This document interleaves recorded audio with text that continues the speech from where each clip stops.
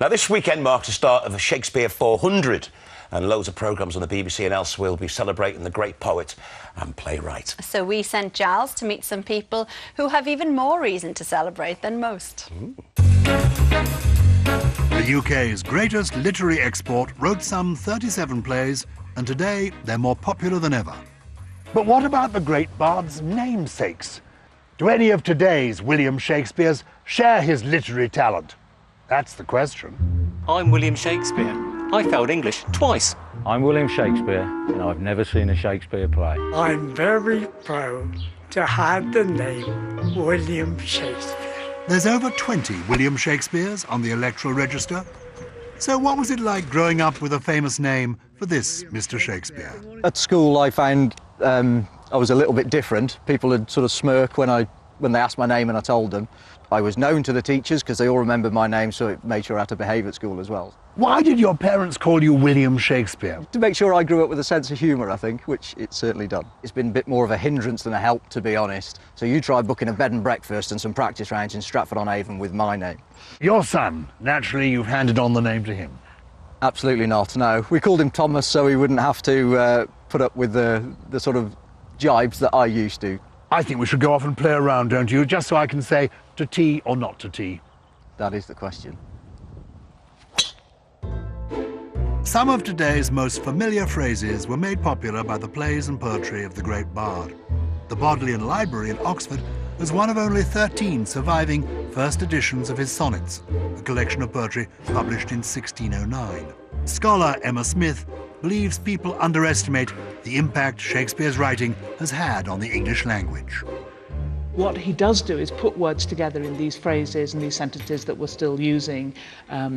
Greek to me, neither a borrower nor a lender be, all those kinds of things. In my mind's eye.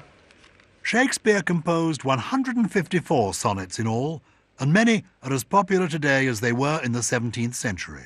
What are the sonnets about? They're about love, but it's not love in a sort of Valentine's card sort of sense. Shakespeare's idea of love includes hate, self-doubt, jealousy, all kinds of other quite hard and some quite bitter emotions. What's the #1 hit? Shall I compare thee to a summer's day? The Bard's Sonnet 18 is the nation's favourite.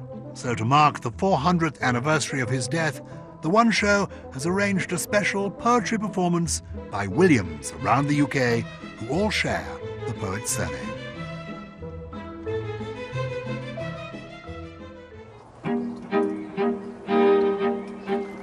Shall I compare thee to a summer's day? Thou art more lovely and more temperate. Rough winds do shake the darling buds of May, And summer's lease hath all too short a date. Some time too hot the eye of heaven shines, And often is his gold complexion dimmed, and every fair from fair sometime declines.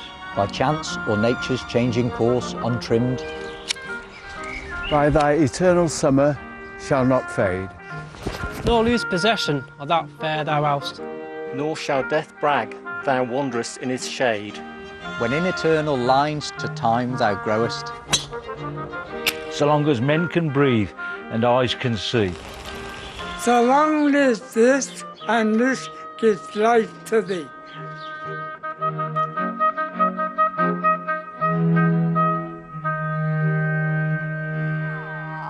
Lovely idea. Thank you so much to Giles and to, of course, William, and William. And don't forget William. Oh, and William. And for more information on the BBC's Shakespeare coverage, have a look at our website. It's all there for you.